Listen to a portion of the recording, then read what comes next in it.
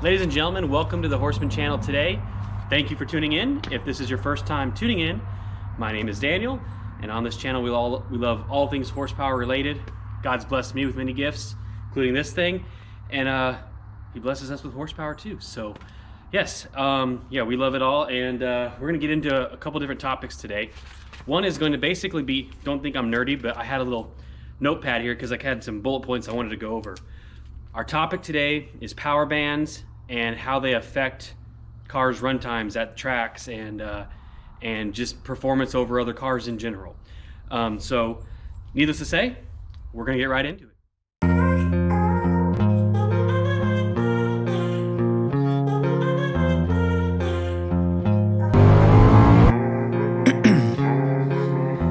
In my veins, I've been driving this train.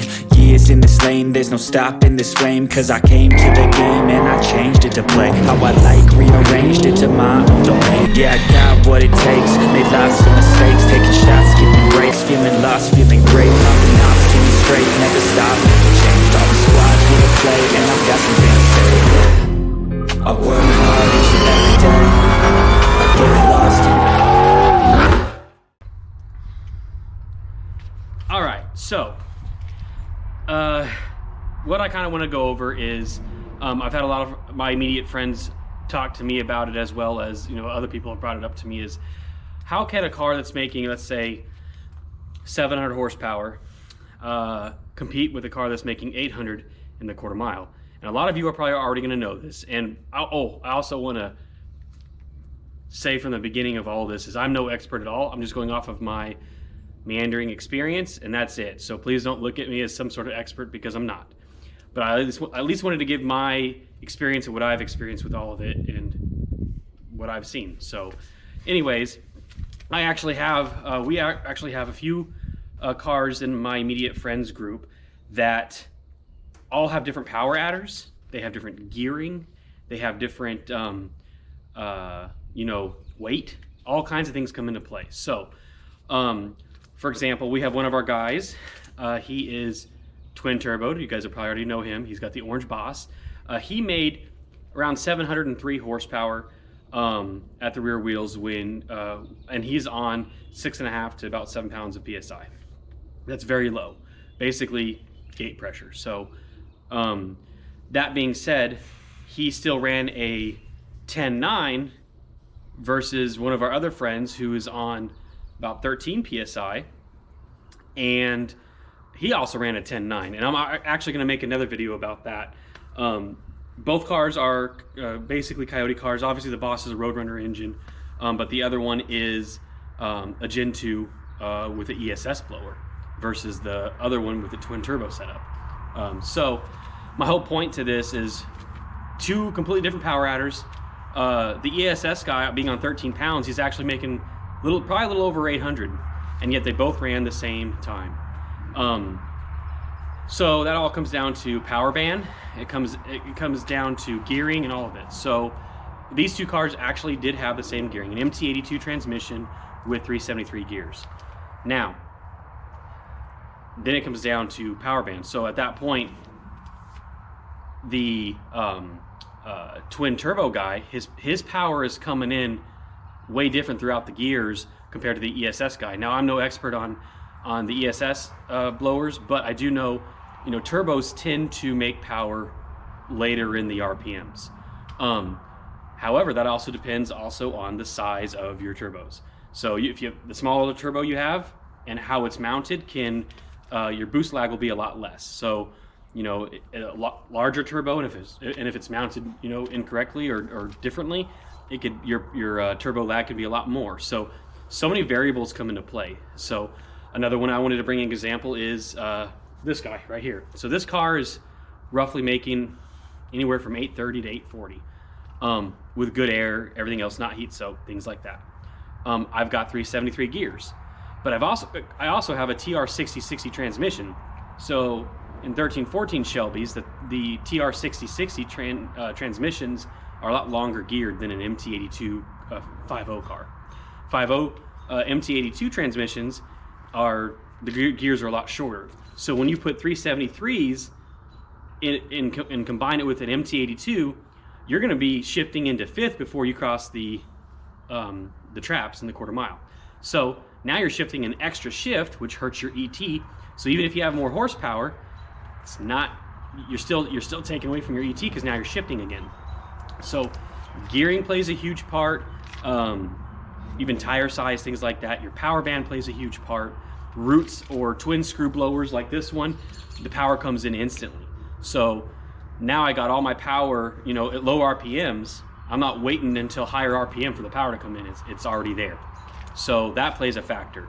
So yeah, I mean, that's kind of what I wanted to talk to you guys about is just how the power comes in.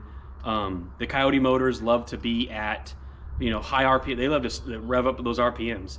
5.4 and 5.8 motors in these Shelbys, they, you know, I shift at like 6,200. I'm not going anymore unless it's a built motor.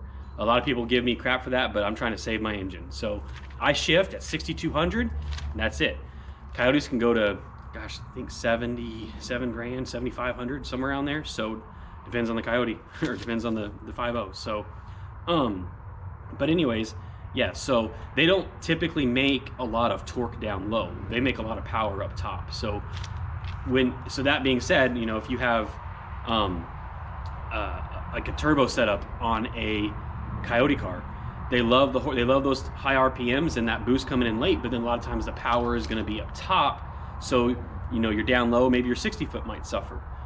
Maybe your 8th mile might suffer. There's just so many variables that come into these things that, you know, it just changes the game. So I have, you know, being at one of the higher horsepower numbers of my immediate group, and yet, you know, the best I've done is a 10.6. The car weighs probably, I'd say right around, it's a glass roof car, so probably around 4,000 pounds. A lot of the Coyote guys are, I would say anywhere from 3,700, 3,800, probably around there is what I would guess. But yeah, so power to weight makes a difference. So many different things come into play when messing with these cars. So that's kind of what I wanted to go over with you guys, is just knowing that power adders and how they're applied affects your power bands, and then in turn you can either do, you know, gearing to make up for some of it, or, you know, you do horsepower on one side. Like I've been told, and don't hold me to this, the rule of thumb is, like with these cars, TR6060 transmission, anything above like 850 and 900, you can start getting those ranges. You kind of want to be at like 331 gears. Anything like, I would say 850 and below, I feel like 373s are amazing in this car. So you just kind of got to play with that combination until you get those good ETs. Because I can go through the traps in 4th gear, not having to shift to 5th, and that saves on ET time. So many variables come into play. Yeah, and man, there's so many, like, oh, that's another thing, boost. If we talk about boost, like for example, one of our guys in our chat loves to brag, Mr. Javante. He loves to brag that he's only on 7 or 6 pounds of PSI on his car, compared to me with my 5.8. I'm at like 15 pounds, 15 to 16 PSI.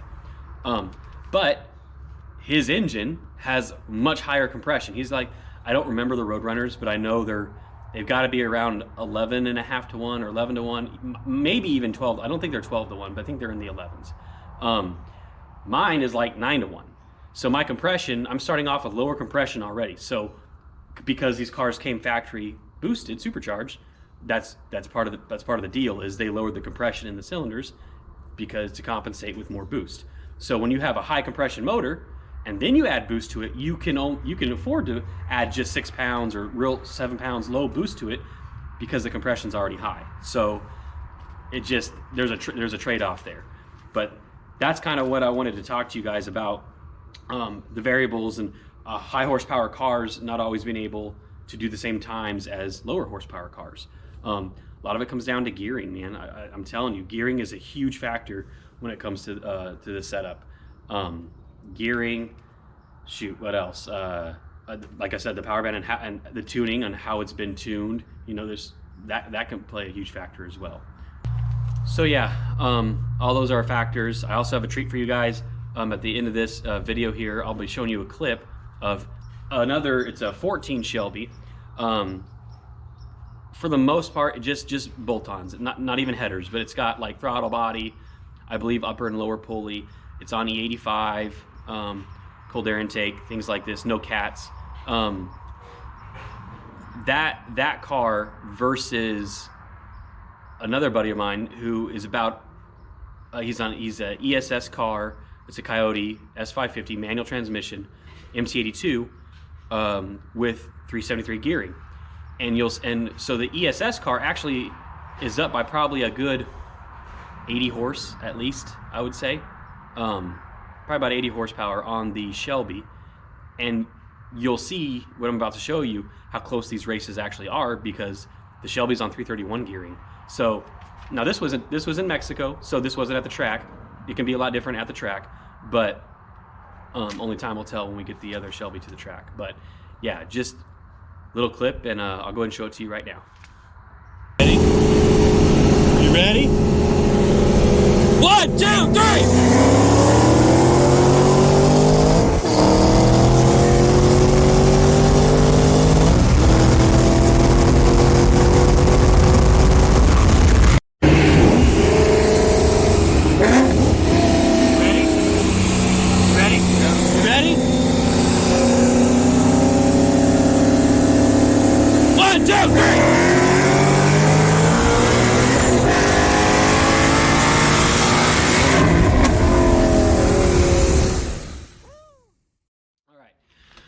All right, so I hope you guys liked that clip. Kind of gave you an idea of how, just different variables. One car has more horsepower than the other, but it's starved for gearing. So once the blue 5.0 ESS car puts 331 gears in there, it'll be a different story.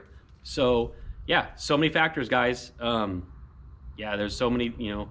At the drag strip, I tend to prefer usually in my street applications, I like root style blowers or twin screw style blowers, just because I love the initial download torque.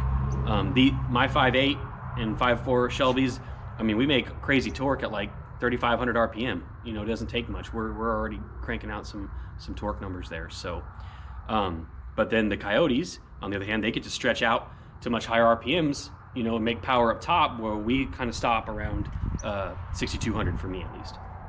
But yeah, so that's kind of it in a nutshell. I hope I gave you guys some sort of insight. Like I said, please, I'm not any expert. I'm just going off of growing up at the racetrack with my father and seeing different things and how gearing plays a huge part. If you're lacking in horsepower, you can try to make it up with gearing, and you make more horsepower, you can go down on the gearing. It's a combo game, guys. It's a game at the end of the day. So like I said, not an expert. Feel free to chime in the comments of what you feel is great combinations. If you agree or disagree with some of the things I've said, by all means, I'm up for just talking and general discussion about it. No, you're not going to get a fight out of me. I love learning, so I'm always learning something. So please shed light on things you guys know as well in the comments. As always, please like, subscribe, hit that bell for notifications. Please, guys, hope you enjoy, and as always, what's in your staples? This one's right here, and yeah, catch you in the next video. Thanks for watching. Chest and it squeeze till I suffocate. Better change my mindset, meditate. It's pretty cool that I'm alive and have better days. I could walk, see, hear, I should celebrate. Think I could change my mind, maybe elevate. Living life, every day, late at night, not okay. All I want, and I pray, all I need are some better days. Yeah, all I need are some better days. Cause all I want, and I pray, I believe in the better days. I'm kinda stuck between a rock and a hard place. Do I work hard or live at my pace? You're only young once, yeah, that's all great, but I also want a future where I'm okay. Living life is doing lots of cocaine. Wait, no, it's living with no shame. Wait, no, it's sleeping in on Sundays. I guess it's different for each of us and that's okay. Well, I just wanna be happy. How to get there? Glad that you asked me. I think it's different for everyone. Some of us need work, others need fun. Some of us need purpose to overcome. But try to do what you love when it's said and done. Cause there's so many differences in each of us. Trust your gut, it can show you what you want. Living life, every day, late at night, not okay. All I want, and I pray, all I need are some better days. Yeah, all I need are some better days. Cause all I want, and I pray, I believe in the better days. not okay. All I want, and I pray, all I need are some better days. Yeah, all I need are some better days. Cause all I want, and I pray, I believe in the better days.